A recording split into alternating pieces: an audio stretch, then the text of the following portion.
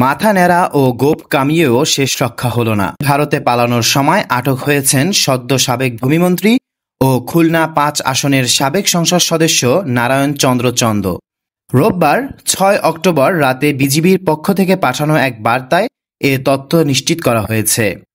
BGB জানায়, অবৈধভাবে ভারতে পালানোর সময় ঝিনাইদহের মহেশপুর সীমান্তে সাবেক ভূমিমন্ত্রী ও খুলনা ৫ আসনের সাবেক এমপি নারায়ণ চন্দ্র চন্দকে আটক করা হয়েছে।